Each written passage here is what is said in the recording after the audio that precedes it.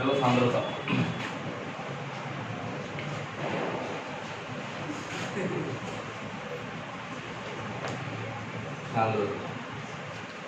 দেখুন কোনো একটা জায়গায় কোনো একটা তলে আর কি যদি কোনো পদার্থ যদি গড়িয়ে গড়িয়ে পড়ে গড়িয়ে যায় তখন সেই ঘটনাটাকে বলছি আমরা প্রবাহ। এই ঘটনাটাকে কি বলছি আমরা? প্রবাহ। এই প্রবাহের ক্ষেত্রে এই প্রবাহ কার কারণ, যেটা এখান থেকে এই জায়গায় গড়িয়ে যাচ্ছে তাকে বলছি প্রবাহী। এই প্রবাহীর কেবলমাত্র প্রবাহ হয়। এই প্রবাহী কে কে হতে পারে? এটা তরল হতে পারে, এটা গ্যাস হতে পারে। এদের বলছি প্রবাহী, আর এদের কেবলমাত্র প্রবাহ ধর্মটা দেখা যায়। এদের কেবলমাত্র প্রবাহ ধর্মটা দেখা যায়। এই যে প্রবাহকে দুভাগে ভাগ করে যায়, দুরকমের।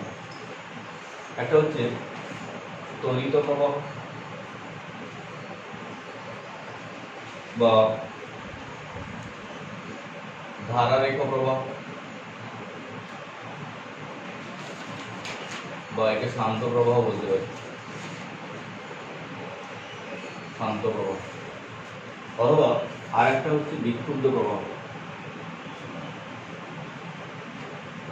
বা একে অশান্ত প্রবাহ বলা যেতে পারে। প্রবাহ হচ্ছে দুই প্রকার, একটা শান্ত প্রবাহ, একটা হচ্ছে বিক্ষুব্ধ প্রবাহ। ঠিক আছে? স্তরিত প্রবাহ বা ধারারেখ প্রবাহ বা শান্ত প্রবাহ, আর একটা হচ্ছে বিক্ষুব্ধ প্রবাহ বা অশান্ত প্রবাহ। ধারারেখ প্রবাহ কাকে বলে, স্তরিত প্রবাহ কাকে বলে, বা শান্ত প্রবাহ কাকে বলে? দেখুন, প্রবাহ হবে একটা নলের মধ্য দিয়ে তরলের প্রবাহ হবে। নলটাকে আমি এরকম করে বাঁকিয়ে ধরছি, ধরো এই নলটার মধ্য দিয়ে তরলের প্রবাহ হবে। যখন তরলের প্রবাহ হবে, প্রবাহ একটা নির্দিষ্ট স্তরে প্রবাহ হবে, স্তরে স্তরে প্রবাহ হবে। তলে এই স্তরটাকে ধরে নিলাম এরকম একটা তরলের স্তর, এটা একটা তরলের স্তর,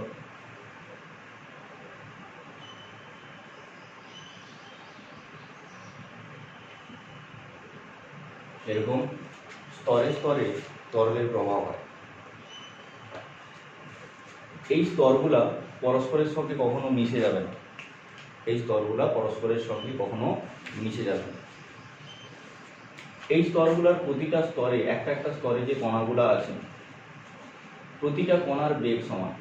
একটা একটা স্তরে যে কণাগুলি আছে সেই কণাগুলির বেগ সমান। একটা কণা তার পূর্ববর্তী কণার বেগ নিয়ে গতিশীল হবে, এই কণাটা তার আগের কণার বেগ নিয়ে গতিশীল হবে, এটা তার আগের কণার বেগ নিয়ে গতিশীল হবে। অর্থাৎ একটা স্তরে অবস্থিত প্রত্যেকটা কণার বেগ সমান। বেগ সমান বলেই কেবলমাত্র এটা স্তরে স্তরে প্রবাহ হতে পারে। বেগ যদি সমান না হয় তাহলে এরা স্তরে স্তরে প্রবাহ হতে পারবে না। বেগ যদি সমান না হয় তখন এই স্তরগুলো পরস্পরের সঙ্গে সংঘাত করবে, তখন প্রবাহ আর ধারারেখ থাকবে না, তখন প্রবাহ বিক্ষুব্ধ প্রবাহ হবে। যেহেতু স্তরে স্তরে প্রবাহ হচ্ছে, একটা নির্দিষ্ট আলাদা আলাদা স্তরের মধ্যে তরলের প্রবাহ হচ্ছে, স্তরগুলোর মধ্যে কোনো রকম সংঘর্ষ করছে না, তাই এই প্রবাহটাকে আমরা বলছি ধারারেখ প্রবাহ বা শান্ত প্রবাহ বা স্থগিত প্রবাহ। যে স্তরগুলোতে প্রবাহ হচ্ছে সেই স্তরগুলোর নাম হচ্ছে, একটা একটা স্তরের নাম হচ্ছে ধারারেখা। মানে যে স্তরে তরলের প্রবাহ হয় সেই স্তরটাকে বলছি ধারারেখা। এই ধারারেখার উপরে কোনো একটা বিন্দুতে যদি আমরা স্পর্শক টানি, যে কোনো বিন্দুতে, যে ধারারেখার উপরে কোনো একটা বিন্দুতে যদি আমরা স্পর্শক টানি, সেই যে স্পর্শকের অভিমুখ সেটাই হলো ধারারেখার অভিমুখ। ধারারেখার উপরিস্থিত কোনো বিন্দুতে যদি আমরা স্পর্শক টানি, সেই স্পর্শকের অভিমুখটা কী হবে? ধারারেখার অভিমুখ হবে। তাহলে একটা ধারারেখার একটা নির্দিষ্ট অভিমুখ থাকবে, একটা ধারারেখার একটা নির্দিষ্ট অভিমুখ থাকবে। যদি দুটি ধারারেখার কথা বলি, দুটি ধারারেখা যদি পরস্পরকে ছেদ করায়, তাহলে এটার অভিমুখ এই দিকে, এটার অভিমুখ এই দিকে, তাহলে এর যদি আমরা স্পর্শক অঙ্কন করতে চাই, অভিমুখ অঙ্কন করতে চাই, তাহলে এই বিন্দু থেকে আমাদের স্পর্শক টানতে হবে। কটা স্পর্শক টানবো? দুটো ধারারেখার জন্য দুটো স্পর্শক টানবো। তাহলে এখানে একটা, আর একটা, ধরো সাপোজ আমি এরকম দেখালাম আরেকটা স্পর্শক। তাহলে যদি আঁকতে পারি দুটো স্পর্শক, তাহলে একটা বিন্দুতে দুটো স্পর্শক অঙ্কন করার অর্থ হচ্ছে একটা বিন্দু থেকে দুটো ধারারেখার জন্য দুটো অভিমুখ পাচ্ছি। মানে এই দুটো স্পর্শক এই ধারারেখার জন্য দুটো স্পর্শক, এই ধারারেখার জন্য দুটো স্পর্শক, তার মানে দুটো অভিমুখ থাকবে। কিন্তু একটা ধারারেখার কখনো দুটো অভিমুখ থাকতে পারে না, একটাই নির্দিষ্ট অভিমুখ থাকবে। তার চেয়ে বড় কথা যে তোমরা কখনো একটা বিন্দুতে একই অভিমুখে দুটো স্পর্শ কখনোই টানতে পারবে না। একটা বিন্দু থেকে দুটো অভিমুখে বা একটা বিন্দু থেকে একই অভিমুখে দুটি স্পর্শ কখনোই টানা সম্ভব নয়। তাহলে একটা বিন্দু থেকে একই অভিমুখে দুটো স্পর্শক যেহেতু টানা সম্ভব নয়, তাই দুটি ধারারেখাও কখনো পরস্পরকে ছেদ করতে পারে না। তাই দুটি ধারারেখাও কখনো পরস্পরকে ছেদ করতে পারবে না। এটা ইম্পর্টেন্ট কোশ্চেন, যে দুটি ধারারেখা পরস্পরকে ছেদ করতে পারে? দুটি ধারারেখা পরস্পরকে ছেদ করতে পারে না। কেন পারে না? না, যদি ছেদ করে তাহলে ছেদ বিন্দুতে দুটি স্পর্শক অঙ্কন করা যাবে, তখন একটা একটা ধারারেখার দুটো অভিমুখ থাকবে, যা বাস্তবে সম্ভব নয়, যা কখনোই সম্ভব নয়। বা একটা বিন্দু থেকে একই অভিমুখে দুটি স্পর্শক কখনোই টানা সম্ভব নয়। এটা ধারারেখা। তাই যে স্তরে তরলের প্রবাহ হচ্ছে সেই স্তরটাকে কি বলছি? ধারারেখা বলছি। এরকম অনেকগুলা ধারারেখা আছে, অনেকগুলা ধারারেখা মিলিতভাবে স্তরীভূত হয়েছে, স্তর গঠন করেছে, এবং সেই স্তরে তরলের প্রবাহ হচ্ছে, সেই প্রবাহটাকে তাই স্তরিত প্রবাহ বা ধারারেখা প্রবাহ বলছি। আর শান্ত কেন বলছি? না, এরা আস্তে স্মুথলি একটা প্রবাহ হচ্ছে। নদীতে যদি শীতকালে আর যদি আমরা গরমকালে দেখি, নদীতে যদি জলের প্রবাহ হয়, আস্তে সুন্দর জল প্রবাহ হচ্ছে। কোনোরকম মানে বর্ষাকালে যেমন অবস্থা হয়, এদিকে নদীর পাড় বেয়ে চলে যাচ্ছে, সেদিকে চলে যাচ্ছে, এরকম অবস্থা না। স্মুথলি আস্তে আস্তে জলের প্রবাহ হচ্ছে, আমরা সুন্দর বুঝতে পারি জলটা আস্তে আস্তে প্রবাহ হচ্ছে। তাই এই প্রবাহটা শান্ত প্রবাহ। কিন্তু এই স্তরগুলোয় যে কণাগুলো আছে, এই কণাগুলোর বেগ যদি পরিবর্তন হয়, তাহলে কিন্তু প্রবাহ আর স্তরীভূত থাকবে না, শান্ত থাকবে না। তখন এই স্তরগুলো পরস্পরের মধ্যে সংঘাত ঘটাবে। তখন যে প্রবাহটা হবে, সেই প্রবাহটা স্তরীভূত থাকবে না, কোনো স্তর মেনটেন্স করবে না। বিভিন্ন স্তরের মধ্যে প্রবাহ বিচ্ছিন্ন হয়ে যাবে, আলাদা হয়ে যাবে, সব মিলেমিশে একাকার হয়ে যাবে। তখন যে প্রবাহটা, সেই প্রবাহটাকে বলছি বিক্ষুব্ধ প্রবাহ, অশান্ত প্রবাহ। এটা প্রবাহ বিক্ষুব্ধ কেন হচ্ছে? এই বিক্ষুব্ধ হবে এর একটা নির্দিষ্ট কারণ থাকবে। কারণটা হচ্ছে যে উৎস যেখান থেকে তরলটা আসছে ফার্স্ট, ওই উৎসের কাছে যে তরলের বেগ, ওই বেগের উপরে ডিপেন্ড করবে প্রবাহটা স্তরীভূত হবে না প্রবাহটা বিক্ষুব্ধ হবে। ধরো সাপোজ আমি ধরলাম এই জায়গায়, এখানে তরলের প্রবাহের বেগ কত? না, এখানে প্রতিটা স্তরের বেগ ধরো সাপোজ আমি ধরলাম ধরো 25, প্রতিটা স্তরের প্রবাহের বেগ হচ্ছে 25, কোনো অসুবিধা নেই। এই 25 থেকে বাড়তে বাড়তে সাপোজ আমি ধরলাম 50 হলো, তখনও কিন্তু প্রবাহটা স্তরীভূত আছে। কিন্তু 50-এর পরে যখন 51 হচ্ছে প্রবাহের বেগ, প্রতিটা স্তরের বেগ যখন 51 হচ্ছে, তখনই কি হচ্ছে? এই কণাগুলোর মধ্যে প্রবাহ আর কনস্ট্যান্ট থাকছে না, মানে প্রতিটা কণার প্রবাহ ধ্রুবক থাকছে না, কণাগুলোর বেগ পরিবর্তন হচ্ছে, আর তারা কি করছে? তারা সংঘাত ঘটাচ্ছে, তখন প্রবাহটা বিক্ষুব্ধ হচ্ছে। এই বেগটা এমন একটা বেগ, যে বেগের আগে প্রবাহ কি হয়? প্রবাহ স্তরীভূত থাকে বা স্তরীভূত প্রবাহ সৃষ্টি করে। আর এই প্রবাহটা, ওই বেগটা অতিক্রম করলে প্রবাহ কি হয়? প্রবাহ বিক্ষুব্ধ প্রবাহ হয়। এই যে বেগটা, এই বেগটার নাম হচ্ছে ক্রিটিক্যাল ভেলোসিটি বা সন্ধিবেগ। এই বেগটার নাম হচ্ছে ক্রিটিক্যাল ভেলোসিটি বা সন্ধিবেগ। সন্ধিবেগ অতিক্রম করলে প্রবাহ বিক্ষুব্ধ প্রবাহ হয়, আর সন্ধিবেগের আগে প্রবাহ কি থাকে? স্তরীভূত প্রবাহ থাকে। এই সন্ধিবেগ সংক্রান্ত ক্যালকুলেশন আমি একটু পরে করছি। এটা হচ্ছে সাধারণ জিনিস, আপাতত দেখবে।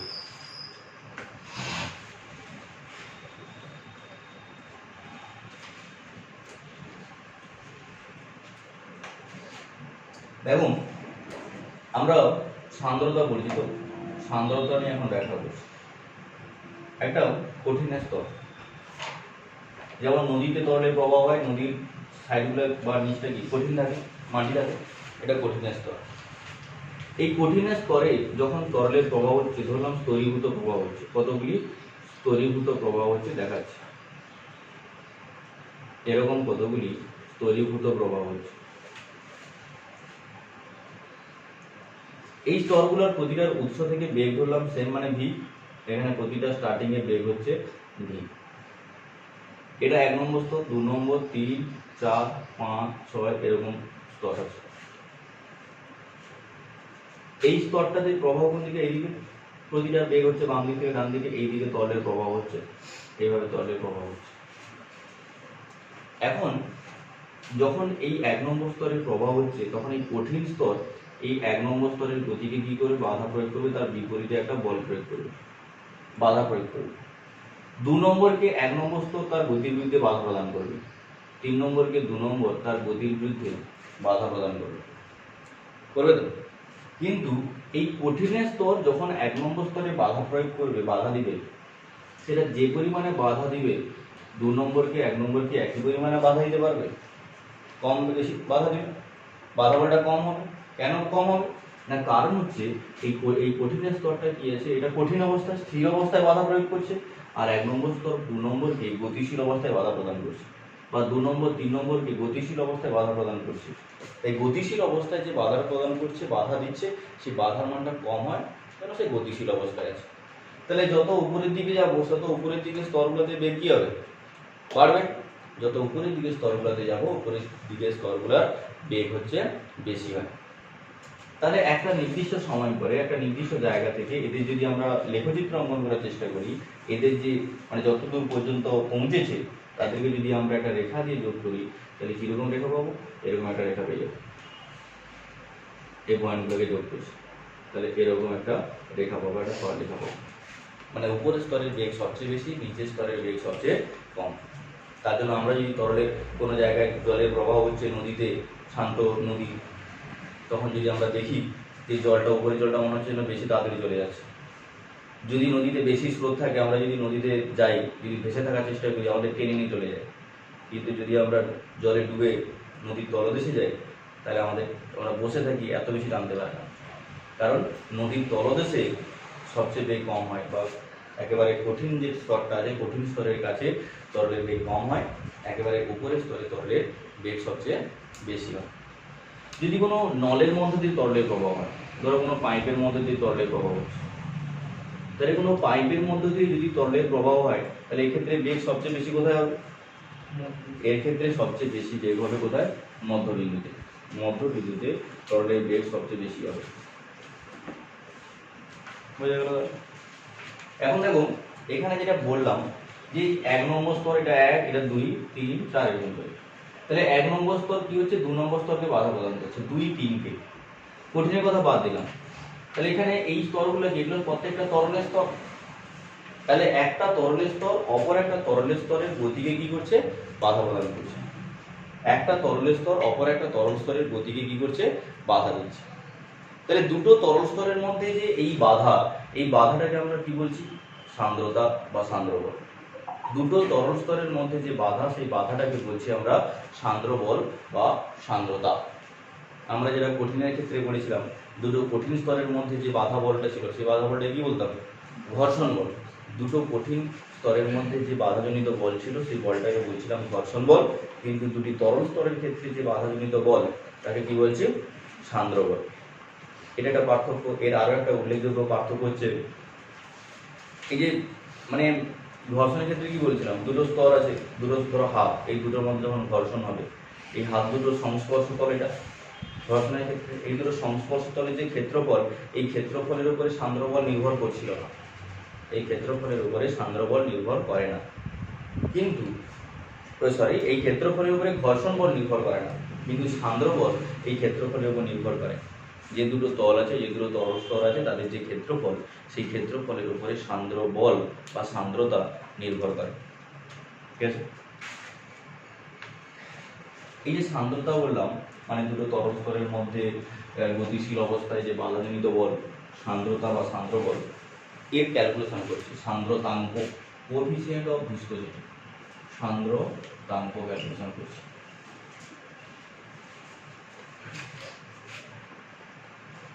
এটা একটা তরলের স্তর, এটা একটা তরলের স্তর, আর অনেক নিচে একটা কঠিনের স্তর আছে, অনেকটা নিচে একটা কঠিনের স্তর আছে।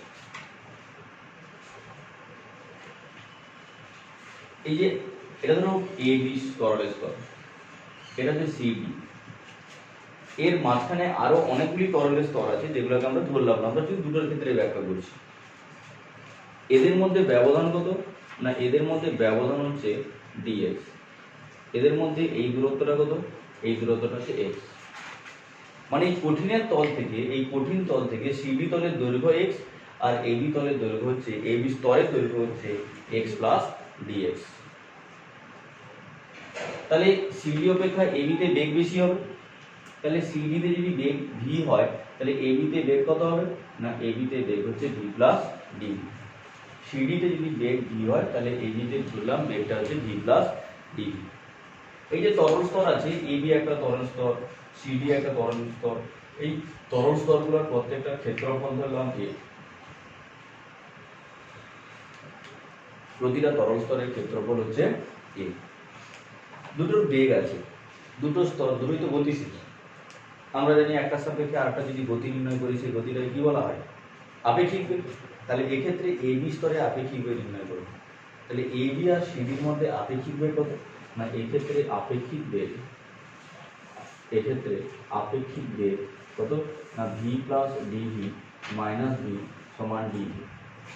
এবি এর আপেক্ষিক বেগ সিডির সাপেক্ষে কত? ডিভি। এখন এই যে এবি আর সিডি গতিশীল, আমরা এবি ক্ষেত্রে ব্যাখ্যা করছি। তাহলে এবি কে বাধা দিবে কে? সিডি। ধরো অংশ থেকেই বাধা দিচ্ছে, এখান থেকেই বাধা দেওয়া শুরু হয়েছে, এবি কে বাধা দিচ্ছে কে? সিডি। তাহলে এবি কে যখন সিডি বাধা দিচ্ছে, কোন দিকে বাধা দিবে? তার গতির বিরুদ্ধে বাধা প্রদান করবে। এবি স্তরের গতি কোন দিকে? এইদিকে।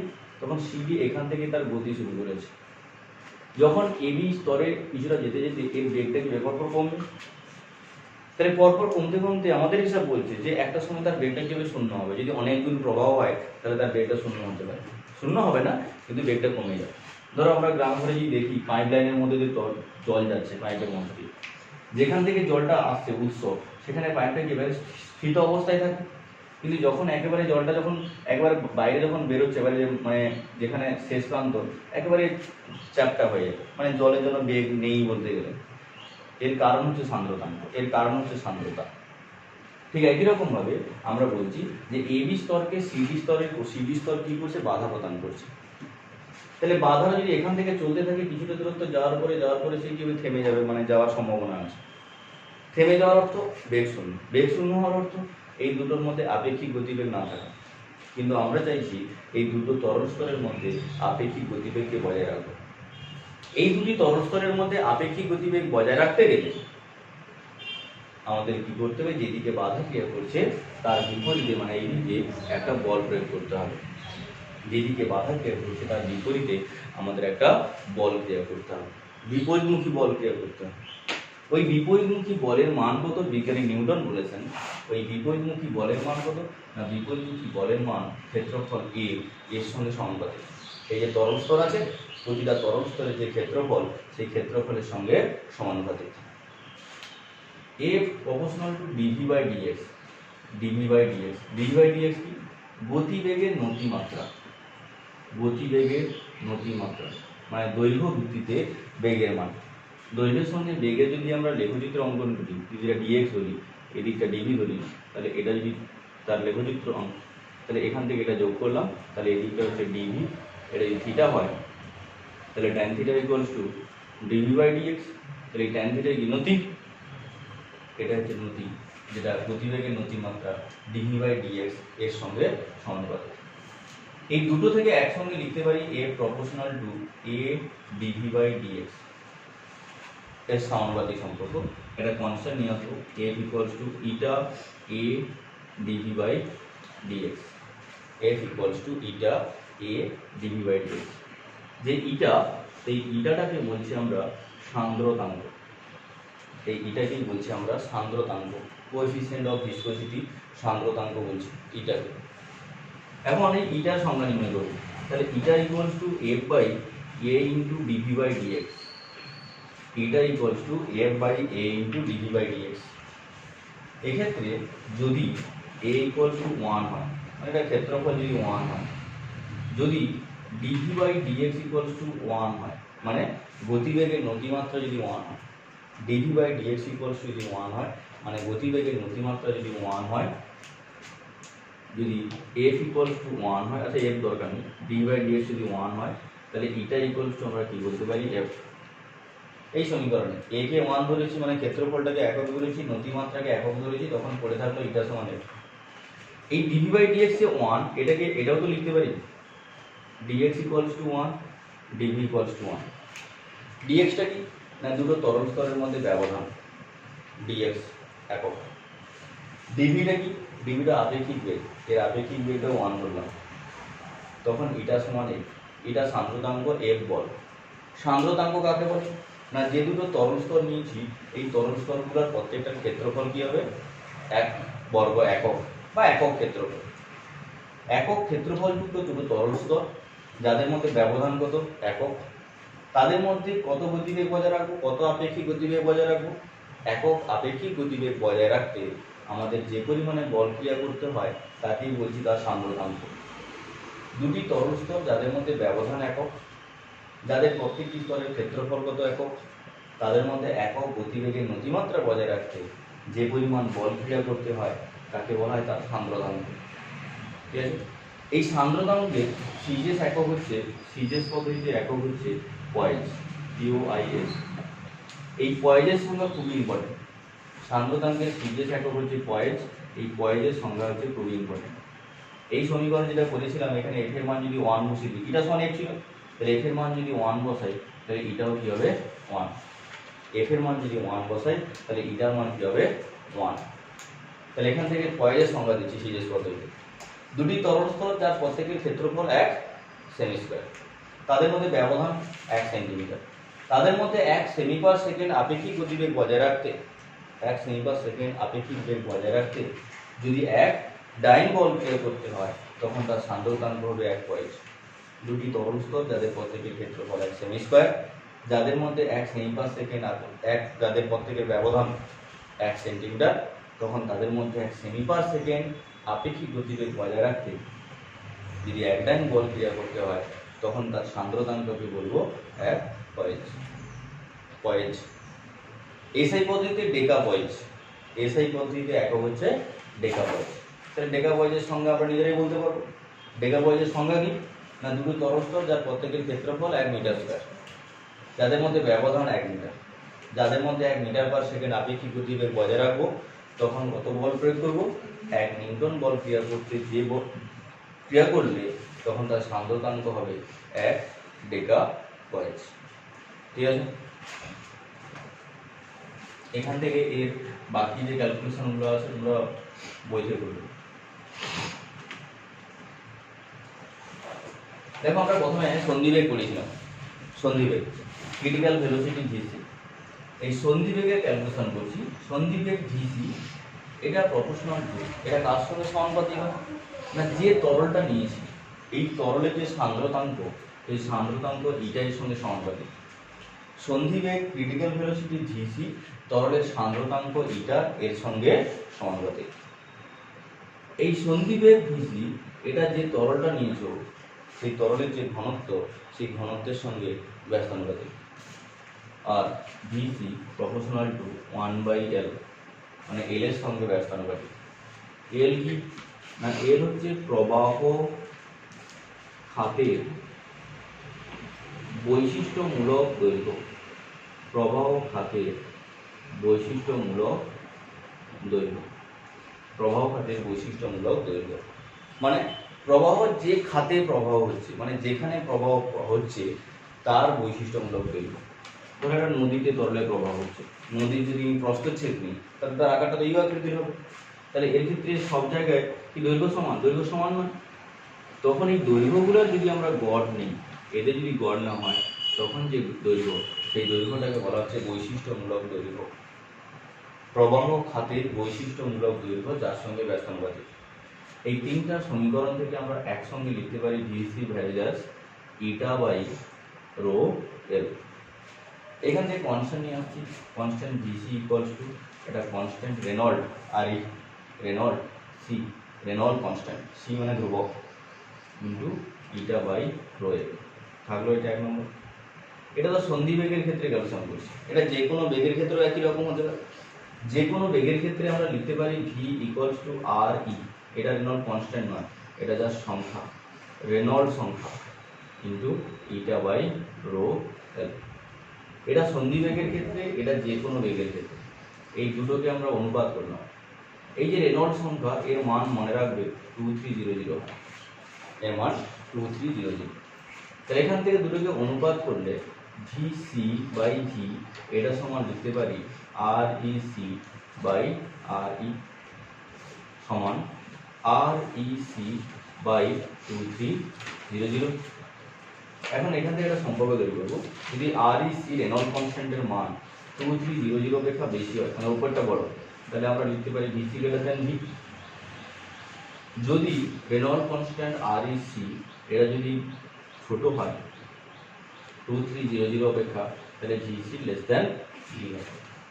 তাহলে এই ক্ষেত্রে যে এই ভিটা এটা কম, তার থেকে ক্রিটিক্যাল ভেলোসিটি সন্ধিবেগ অপেক্ষা কম, তাহলে সন্ধিবেগ অপেক্ষা কম থাকলে এই ক্ষেত্রে প্রবাহটা কি হবে?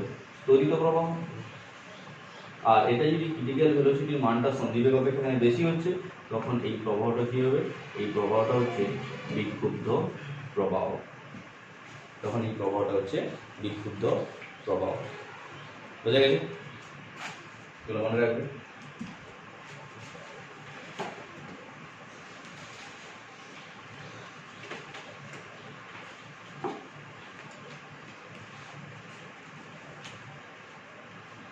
দেখো এরপরে যেটা পড়াচ্ছি প্রান্তীয় বেগ, সীমান্ত বেগ। কি মনে রাখবে? যখন কোনো বস্তু কোনো মাধ্যমে গতিশীল হয়, যখন কোনো বস্তু কোনো মাধ্যমে গতিশীল হয়, তখন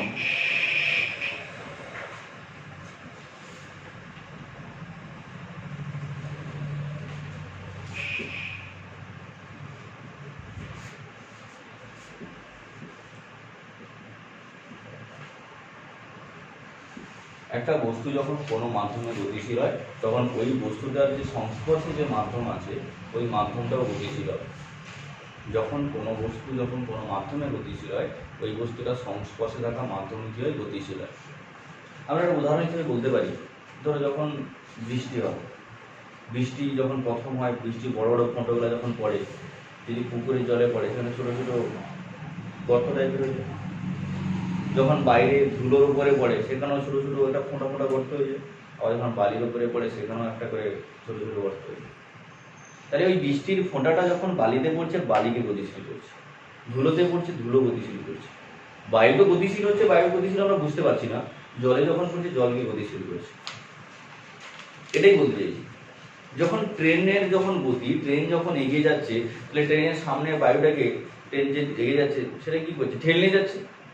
তখন পিছনে ট্রেনের তো শূন্যস্থান তৈরি হচ্ছে, সেই শূন্যস্থানটা পূরণ করার জন্য সামনের বায়ু কি হচ্ছে? ট্রেনের সাইড দিয়ে পিছনে চলে আসে। তারপরে ট্রেনের আশেপাশের বায়ু কি হয়? গতিশীল হয়, কারণ তার বেগটা অনেক বেশি থাকে। এই জন্য আমরা বায়ু অনুভব করি, বাতাস অনুভব করি ট্রেনের সাইড দিয়ে। আমরা যখন যাই, আমাদের সাইড দিয়ে ট্রেন চলে গেল। তাহলে ট্রেনটার যে মাধ্যমে গতিশীল ছিল, কোন মাধ্যমে? বায়ু মাধ্যমে। তাহলে বায়ু মাধ্যমে ট্রেনটা গতিশীল ছিল বলে বায়ুটা কি হচ্ছে? গতিশীল হচ্ছে। ট্রেন গতিশীল হচ্ছে, তাই বায়ু গতিশীল হচ্ছে, আমরা সেটা বুঝতে পারছি। ঠিক সেই ধারণা থেকে আমরা ব্যাখ্যা করছি, একটা ক্ষুদ্র গোলীয় বস্তু যখন উপর থেকে নিচের দিকে পড়ছে, একটা ক্ষুদ্র গোলীয় বস্তু যখন উপর থেকে নিচের দিকে পড়ছে, এর ক্ষেত্রেও এই বস্তুটা যে মাধ্যমে আছে, কোন মাধ্যমে? ক্ষুদ্র গোলীয় বস্তু উপর থেকে পড়ছে, এটাও ধরো বায়ু মাধ্যমে আছে। যখনই উপর থেকে নিচের দিকে পড়ছে, তার যা আয়তন, ওই ক্ষুদ্র গোলীয় বস্তুটার যে আয়তন, ওই আয়তনের সমায়তনের বায়ু একে কি করবে? বাধা দিবে। এর সমায়তনের বায়ু একে বাধা দিবে, কিন্তু বাধাটা প্রতিটা জায়গায় সমান হয়। যখন প্রতিটা জায়গায় এর বাধাটা সমান হয়, তার মানে তখন উপর থেকে নিচের দিকে সে যে পড়তে থাকছে একটা নির্দিষ্ট বেগে, সমবেগে বা একটা স্থির বেগে পড়তে থাকে। যে স্থির বেগে পড়তে থাকে, সেই বেগটাকে বলছি আমরা প্রান্তীয় বেগ বা সীমান্ত বেগ। যে স্থির বেগে পড়ে, সেই বেগটাকে বলছি আমরা প্রান্তীয় বেগ বা সীমান্ত বেগ। ধরুন এর ব্যাসার্ধ হচ্ছে আর, এই ক্ষুদ্র গোলীয় বস্তুর ব্যাসার্ধ আর, তাহলে ব্যাসার্ধ আর হলে এর আয়তন ভীষণ কি? গোলীয় বস্তু 3.5 পাই আর কিউ। তাহলে ভর কত না? ভর m সমান আয়তন ইন্টু ঘনত্ব। এই ক্ষুদ্র গোলীয় বস্তুর ঘনত্ব রো ধরলাম, তাহলে এক্ষেত্রে ভর ইন্টু রো মানে 4/3 পাই আর কিউ রো। তাহলে ওজন কত? ওজন mg সমান 4/3 পাই আর কিউ রো। তাহলে নিম্নমুখী ওজন কত? এই নিম্নমুখী ওজন হচ্ছে 4/3 পাই আর কিউ রো। এই বল নিয়ে, এই ওজন নিয়ে ক্ষুদ্র গোলীয় বস্তু নিচের দিকে নামছে। ঠিক সেই সময় ওই যে এর বাইরে যে আয়তনটা, এর সমায়তনের বায়ু কি করবে?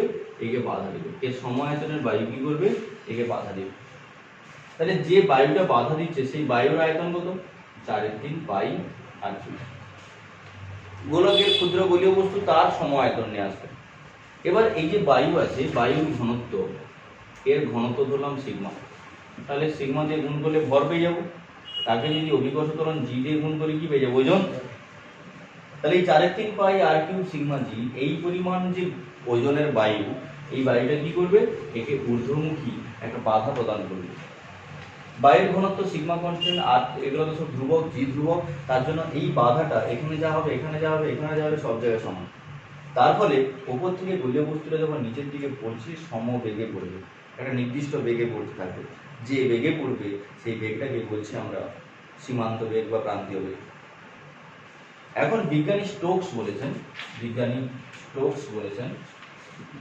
কি বলেছেন না, দেখো একটা ক্ষুদ্র গলীয় বস্তু যখন উপর থেকে নিচের দিকে পড়ছে, যার ব্যাসার্ধ r, সেটা বায়ুর মাধ্যমে পড়ছে, বায়ুর সান্দ্রতাঙ্ক যদি ইটা হয় আর সে যদি ভি বেগে পড়তে থাকে, এই আর ব্যাসার্ধের ক্ষুদ্র গলীয় বস্তু ইটা সান্দ্রতাঙ্কযুক্ত কোনো মাধ্যমে যদি ভি বেগে নিচের দিকে পড়তে থাকে, তখন তার সান্দ্রতা জনিত বিরুদ্ধ